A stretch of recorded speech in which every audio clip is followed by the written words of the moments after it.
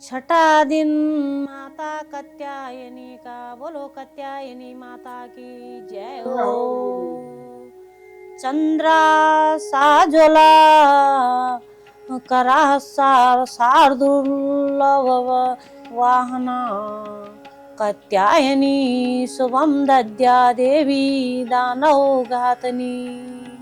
माँ दुर्गा के छठवें स्वरूप का नाम कात्यायनी है। ये महर्षि कात्यायन की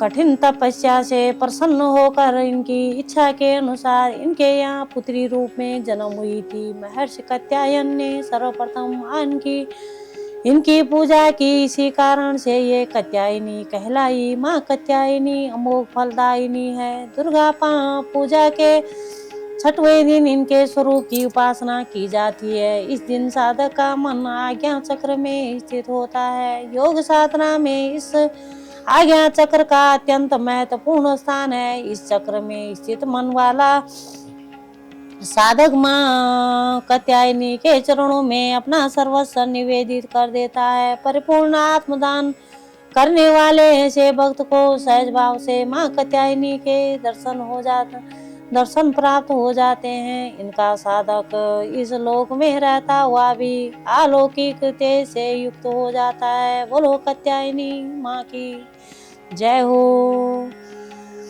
ऋषि बोले, हे राजन, रक्त बीज के मर जाने पर एवं युद्ध में अन्य असुरों के भी मारे जाने पर शुंभ निशुंभ दैत्यों का क्रोध बढ़ गया। फिर दैत्यों के प्रधान सेना का साथ लेकर निशुंभ युद्ध में दौड़ा चलाया। उसके आगे पीछे दाएं बाएं बड़े बड़े दैत्य थे।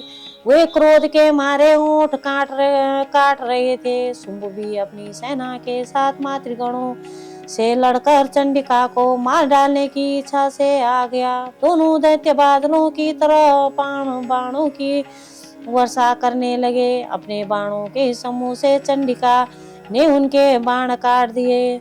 फिर शत्रु समूह से उन दैत्यों के अंगों पर प्रहार किया। निशुंभ ने तीखी तलवार तथा चमचमाती ढाल उठा ली। देवी के पराक्रमी वाहन सिंह के सिर पर प्रहार किया। अपने वाहन पर इस प्रकार प्रहार होते देख देवी ने क्षुरप्र नामक बाण द्वारा निशुंभ की बड़ी तलवार तथा 8 चंद्रों वाली ढाल काट दी। तलवार और ढाल के कट जाने से उस दैत्य ने शक्ति चलाई। उसे आते देख शक्ति ने चक्र द्वारा उसके 2 टुकड़े कर डाले। तब तो अत्यंत कुपित होकर निशुंभ दानव ने शूल उठा लिया और उसे फेंक दिया। देवी जी ने मुक्के के प्रहार से उसे चूर चूर कर दिया। दैत्य ने गदा उठाकर फिर चंडिका की ओर फेंकी। देवी ने उसे भी त्रिशूल द्वारा काट दिया और वह भस्म हो गई। फिर अंत में दैत्यराज को फरसा उठाए आता देखकर देवी ने बाण समूह से प्रहार कर उसे पृथ्वी पर गिरा दिया। उस भयानक पराक्रमी भाई निशुंभ के इस प्रकार धराशायी होने पर शुंभ क्रोध में भर गया और अंबिका को मारने के लिए सामने आया। वह रथ पर बैठा हुआ था। उसकी बड़ी बड़ी अनुपम 8 भुजाएं थी।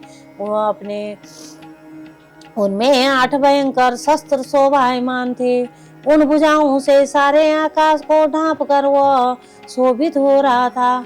उसे इस प्रकार आता देखकर देवी ने शंख बजाया और धनुष की अत्यंत दुस्सह टंकार की। समस्त दैत्यों के तेज नष्ट करने वाले घंटे का शब्द करके उससे दिशाओं को भर दिया। तब सिंह ने भी बड़े हाथियों के महामद को दूर करने वाली बड़ी भारी गर्जना लगाई। उसके द्वारा आकाश पृथ्वी एवं 10 दिशाएं गूंज उठी। तब काली ने आकाश में उड़कर पृथ्वी पर दोनों हाथों से ऐसी ताड़ना की। उस शब्द से पहले के शब्द सब मंद हो गए थे। तब शिवदूती ने अमंगल रूप अत्यंत अट्टहास किया। उस ध्वनि से दैत्य डर गए। शुंभ के क्रोध का पारा चढ़ गया। फिर जबकि अंबिका ने कहा कि हे दुरात्मा ठहर ठहर, तब आकाश में स्थित देवता जय जयकार करने लगे। बोलो माँ कात्यायनी की जय हो। शुंभ ने पहुंचकर आग बरसाती हुई भयानक शक्ति चलाई। अग्नि को पहाड़ की तरह आती हुई देखकर देवी ने भारी उल्का से उसे दूर हटा दिया। शुंभ ने भी फिर सिंहनाद किया, उससे त्रिलोकी गूंज उठी। हे राजन, उस सिंहनाद का इतना घोर शब्द था जैसे कि वज्रपात हो। उसने बाकी शब्दों को परास्त कर दिया।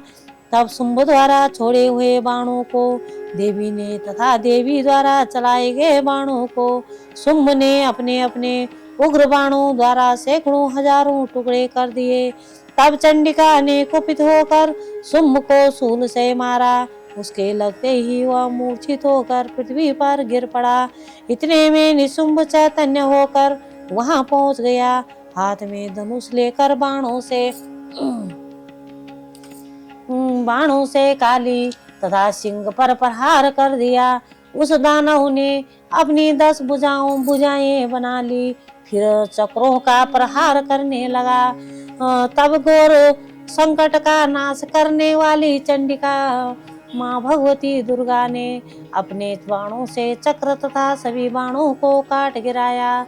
तब निशुंभ दैत्य सेना से आवृत होकर चंडिका के वध के लिए हाथ में गदा को लेकर बड़े वेग से भागा। वेग से आते हुए उसकी गदा को तीखी तलवार के द्वारा चंडिका ने काट दिया।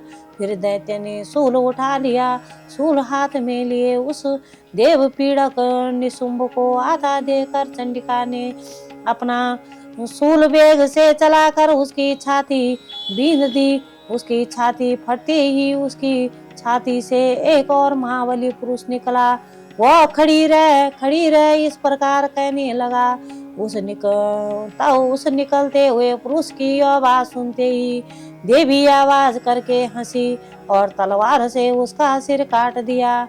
वह पृथ्वी पर गिर पड़ा। तब भयानक दाढ़ों वाला सिंह दाढ़ों से असुरों को सिर खुरच खुरच कर खाने लगा। वैसे ही काल ने तथा शिवदूती ने बहुत से दैत्यों का भक्षण कर डाला। कुछ एक घोर संग्राम से मारे से भाग गए एवं कितने दैत्यों को काली तथा शिवदूती ने खा डाला और कई सिंह के ग्राम बन गए। ऋषि बोले, अपने प्राण प्रिय भाई निशुंभ की मृत्यु देखकर इस प्रकार सेना को भी मरता देकर कुपित होकर शुंभ कहने लगा, अरे दुष्ट दुर्गे, तू बल के घमंड से गर्व मत कर। अरे अहंकारिणी, तू तो अन्य स्त्रियों के बल के सहारे लड़ रही है। देवी बोली, अरे दुष्ट, मैं अकेली हूँ। संसार भर में मेरे समान दूसरी है कौन? ये तो मेरी विभूतियां हैं, मुझ में ही प्रवेश कर रही हैं। इतना कहते ही ब्रह्माणी आदि सभी शक्तियां उस देवी के शरीर में समा गई। अकेली अंबिका देवी रह गई। देवी बोली, मैं अपनी ऐश्वर्य शक्ति संपन्न अनेक विभूतियों के रूपों में यहाँ पहले विद्यमान थी। अब मैंने सभी रूप समेट लिए। अब तू अकेले युद्ध में खड़ी हूँ, तू भी स्थिर हो जा। ऋषि बोले, तब सभी देवता तथा दैत्यों के देखते देखते देवी और शुंभ इन दोनों में युद्ध छिड़ गया। तीखे बाणों की वर्षा तथा भयंकर अस्त्र शस्त्र से उन दोनों का युद्ध सभी लोगों के लिए भयंकर प्रतीत होने लगा। जितने भी दिव्य से दिव्य अस्त्र अंबिका छोड़ती जाती, दैत्येंद्र उन्हें निवारक अस्त्रों द्वारा तोड़ता जाता। इसी प्रकार परमेश्वरी अंबिका भी खेल खेल में ओंकारती शब्दों द्वारा दैत्य से छोड़ दिव्य शस्त्रों को तोड़ती गई। तदंतर असुरों ने सैकड़ों बाणों से देवी को आच्छादित कर दिया। तब देवी ने भी कुपित होकर बाणों द्वारा उसका धनुष काट डाला। धनुष के टूट जाने पर दैत्येंद्र ने हाथ में शक्ति उठा ली। तो अभी शक्ति उसके हाथ में ही थी कि देवी ने चक्र द्वारा वह शक्ति काट डाली। तब दैत्यराज तलवार तथा सौ चंद्रमा वाली चमचमाती ढाल लेकर देवी पर झपटा। उसकी तलवार तथा सूर्य जैसी चमकती ढाल को देवी ने अपने धनुष से छोड़े हुए तीखे बाणों से तुरंत काट दिए। रथ के घोड़े तथा सारथी को भी मार दिया। धनुष तो पहले ही कट चुका था। तब तो भयानक मुदगर लेकर अंबिका को मारने के लिए दैत्य उद्यत हो गया। देवी ने उसके मुदगर को भी तीखे तीरों से काट दिया। फिर भी वह दैत्य मुक्का तान कर बड़े वेग से दौड़ा जाते ही उस दैत्यसुर ने देवी के हृदय में मुक्का मार दिया। देवी ने भी उसकी छाती पर एक चपेट जमा दी। देवी के इस चपेट को लगते ही वह दैत्यराज पृथ्वी पर गिर पड़ा। गिरकर भी सहसा उसी प्रकार उठ खड़ा हुआ। तब उछलकर देवी को उठाकर आकाश में स्थित हो गया। वहां भी निराधार होकर वह चंडिका देवी के साथ युद्ध करने लगा। आकाश में उस समय दैत्य तथा चंडिका का आपस में घोर युद्ध हो रहा था। वह युद्ध मुनियों के लिए विस्मय कारक था।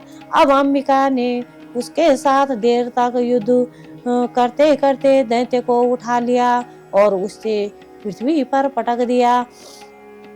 देवी द्वारा पटका द्वारा वह पृथ्वी पर आकर खड़ा हो गया। मुक्का तान वह दुष्ट देवी को मारने की इच्छा से बड़े वेग से दौड़ा। तब उस दैत्य को आता हुआ देखकर देवी ने उसकी छाती में त्रिशूल भोंक दिया और पृथ्वी पर गिरा दिया। देवी के त्रिशूल से छत बिछत होकर पृथ्वी पर पड़ते ही उसके प्राण निकल गए। उसका गिरना भी समुद्र द्वीप एवं पर्वतों के साथ सारी पृथ्वी को हिला देने वाला था। उस दुरात्मा के मरते ही सारा जगत स्वस्थ एवं प्रसन्न हो गया। बोलो माँ भवानी की जय हो। आकाश भी बहुत ही साफ दिखाई देने लगा। पहले तो उपद्रवी मेघ उठ रहे थे तथा उल्कापात हो रहे थे, वे सभी शांत हो गए। दैत्यों के मारे जाने पर नदियां भी अपने अपने मार्ग पर चलने लगी। उसकी मृत्यु होते ही सभी देवताओं के मन प्रसन्न हो गए। गंधर्व मनोहर गायन करने लगे। अप्सराएं गण नाचने लगी। दूसरे बाजे बजाने लगे। वायु पवित्र होकर चलने लगी। सूर्य उज्जवल होकर चमकने लगा। शांत हुई अग्निशालाओं की अग्नियां जलने लगी। दिशाओं की भयंकर आवाजें शांत हो गई। प्रजा सुखी हुई और सर्वत्र शांति का साम्राज्य हो गया। बोलो माता कात्यायनी माँ भवानी की जय हो। सर्व मांगल मांगल्ये शिवे सर्वार्थ साधिके शरण्ये त्र्यंबके गौरी नारायणी नमोस्तुते।